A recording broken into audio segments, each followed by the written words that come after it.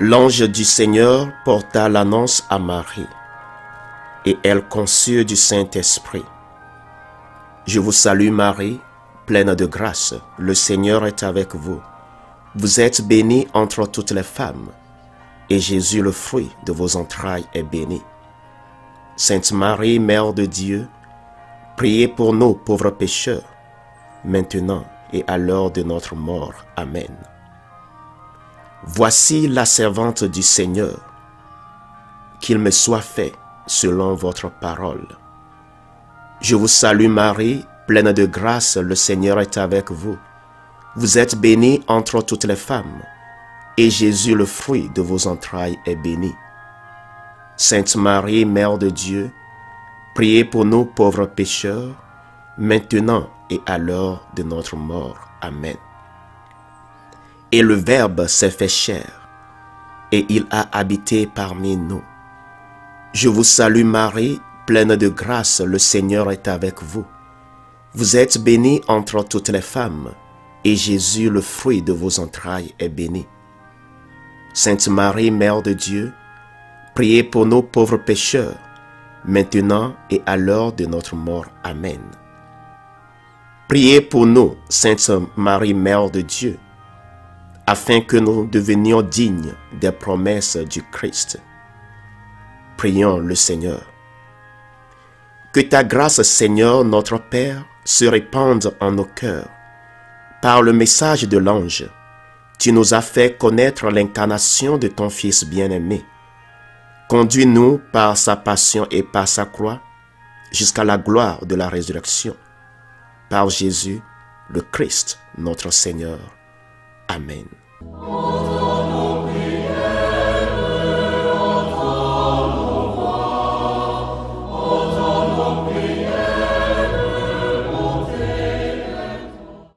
Seigneur, dans le silence de ce jour naissant, je viens te demander la paix, la sagesse, la force.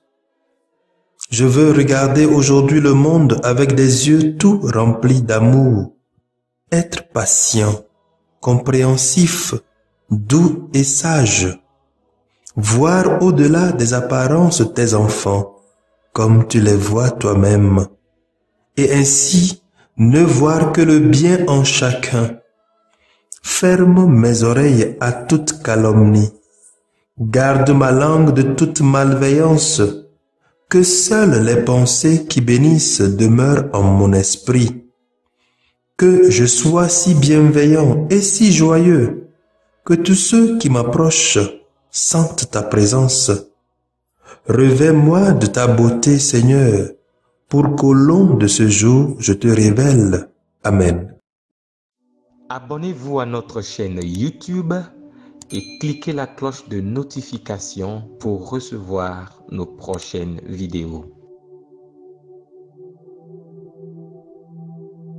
Écoutons les lectures de ce lundi, première semaine du temps de Carême année C, lu par Odile Diago, sœur de Notre-Dame des Apôtres, Mathias Etienne, diacre de la Société des Missions Africaines, et commenté par Raoul Thibault Nguetia, père de la Société des Missions Africaines.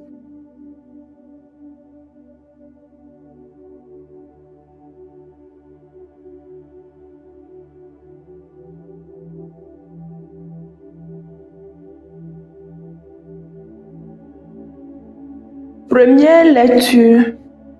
Lecture tirée du livre des Lévites. Chapitre 19, versets 1 à 2, 11 à 18. Le Seigneur parla à Moïse et dit: Parle à toute l'assemblée des fils d'Israël. Tu leur diras: Soyez saints, car moi, le Seigneur votre Dieu, je suis saint. Vous ne volerez pas, vous ne mentirez pas, vous ne tromperez aucun de vos compatriotes. Vous ne ferez pas de faux serments par mon nom. Tu ne profanerais le nom de ton Dieu. Je suis le Seigneur. Tu n'exploiteras pas ton prochain, tu ne le dépouilleras pas, tu ne retiendras pas jusqu'au matin la paie du salarié. Tu ne maudiras pas un sou, tu ne mettras pas d'obstacle devant un aveugle. Tu craindras ton Dieu. Je suis le Seigneur.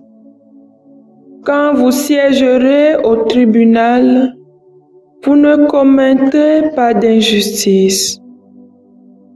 Tu n'avantageras pas le faible, tu ne favoriseras pas le puissant, tu jugeras ton compatriote avec justice. Tu ne répandras pas de calomnie contre quelqu'un de ton peuple. Tu ne réclameras pas la mort de ton prochain. Je suis le Seigneur. Tu ne haïras pas ton frère dans ton cœur. Tu ne devras réprimander ton compatriote et tu ne toléreras pas la faute qui est en lui. Tu ne te vengeras pas. Tu ne regarderas pas de rancune contre les fils de ton peuple. Tu aimeras ton prochain comme toi-même. Je suis le Seigneur. Parole du Seigneur. Nous rendons grâce à Dieu.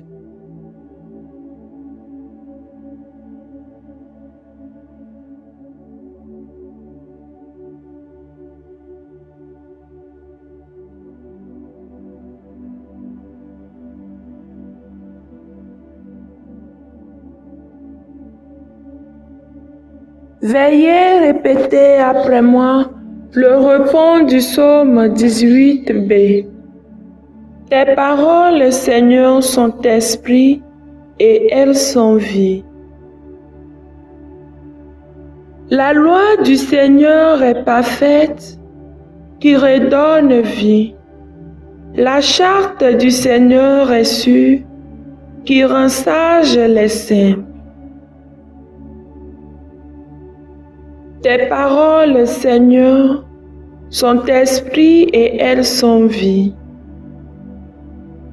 Les préceptes du Seigneur sont droits, ils réjouissent le cœur.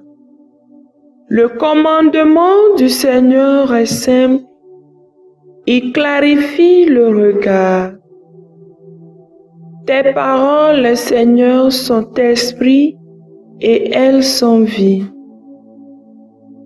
La crainte qu'il inspire est pure, elle est là pour toujours. Les décisions du Seigneur sont justes et vraiment équitables.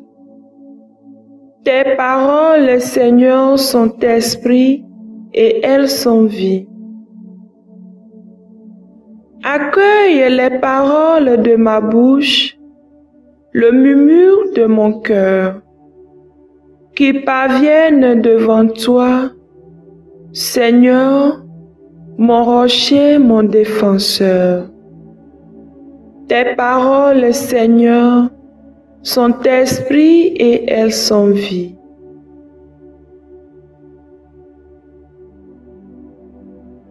Ta parole, Seigneur, est vérité, et ta loi délivrance. Voici maintenant le moment favorable. Voici maintenant le jour du salut. Ta parole, Seigneur, est vérité, et ta loi délivrance. Le Seigneur soit avec vous. et avec votre esprit. Évangile de Jésus-Christ selon saint Matthieu, chapitre 25, versets 31 à 46. En ce temps-là, Jésus disait à ses disciples: « Quand le Fils de l'homme viendra dans sa gloire, et tous les anges avec lui, alors il siégera sur son trône de gloire. Toutes les nations seront rassemblées devant lui. Il séparera les hommes les uns des autres, comme le berger sépare les brebis des boucs. Il placera les brebis à sa droite et les boucs à sa gauche. Alors, le roi dira à ceux qui seront à sa droite: Venez, les bénis de mon Père, recevez en héritage le royaume préparé pour vous depuis la fondation du monde. Car j'avais faim et vous m'avez donné à manger. J'avais soif et vous m'avez donné à boire. J'étais un étranger et vous m'avez accueilli. J'étais nu et vous m'avez habillé. J'étais malade et vous m'avez visité. J'étais en prison et vous êtes venus jusqu'à moi. Alors, les justes lui répondront: Seigneur, quand est-ce que nous t'avons vu? Tu avais donc faim et nous t'avons nourri. Tu avais soif et nous t'avons donné à boire. Tu étais un étranger et nous t'avons accueilli. Tu étais nu et nous t'avons habillé. Tu étais malade ou en prison. Quand sommes-nous venus jusqu'à toi? Et le roi leur répondra: Amen, je vous le dis, chaque fois que vous l'avez fait à l'un de ces plus petits de mes frères, c'est à moi que vous l'avez fait. Alors, il dira à ceux qui se trouvent à sa gauche: Allez-vous-en, loin de moi, vous les maudits, dans le feu éternel, préparé pour le diable et ses anges. Car j'avais faim et vous ne m'avez pas donné à manger. J'avais soif et vous ne m'avez pas donné à boire. J'étais un étranger et vous ne m'avez pas accueilli. J'étais nu et vous ne m'avez pas habillé. J'étais malade et en prison et vous ne m'avez pas visité. Alors, ils répondront eux aussi: Seigneur, quand t'avons-nous vu avoir faim, avoir soif, être nu, étranger, malade ou en prison, sans nous mettre à ton service? Il leur répondra: Amen, je vous le dis, chaque fois que vous ne l'avez pas fait à l'un de ces plus petits, c'est à moi que vous ne l'avez pas fait. Et ils s'en iront, ceux-ci au châtiment éternel, et les justes à la vie éternelle. Acclamons la parole de Dieu.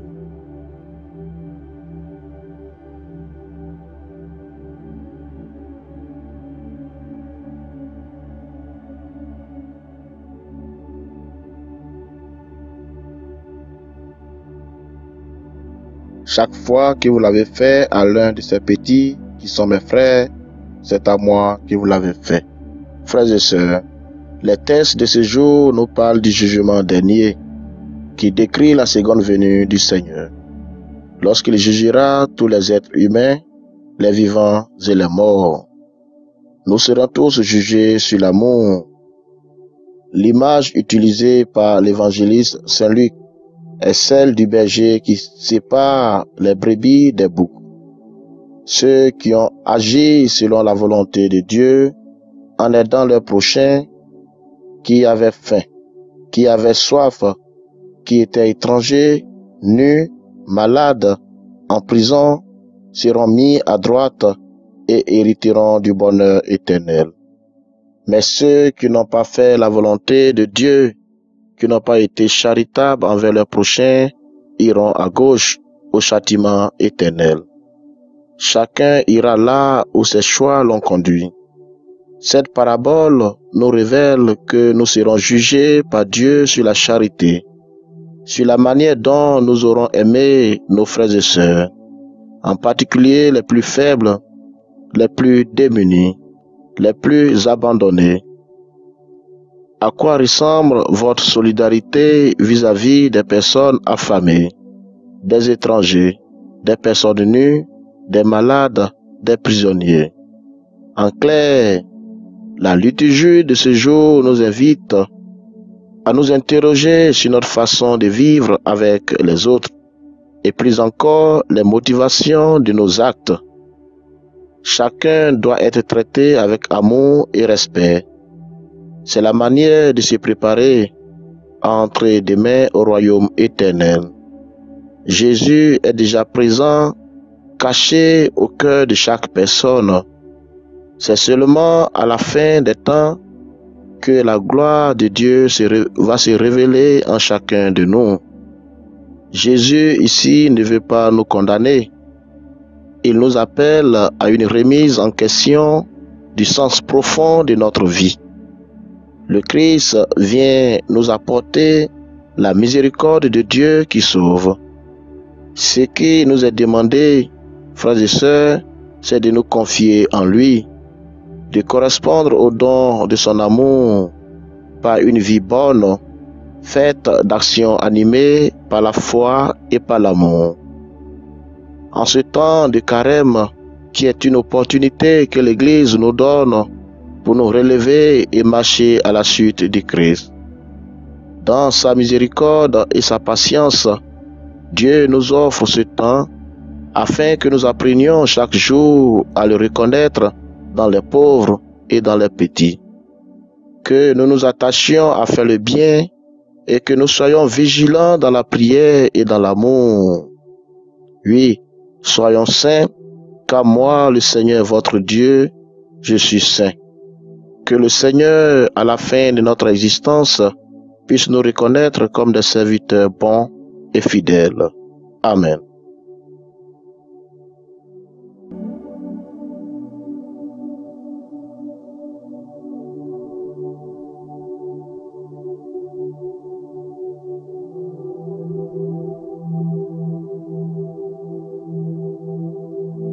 Que le Seigneur Tout-Puissant et Miséricordieux nous bénisse et nous garde, le Père, le Fils et le Saint-Esprit. Amen. Bénissons le Seigneur. Nous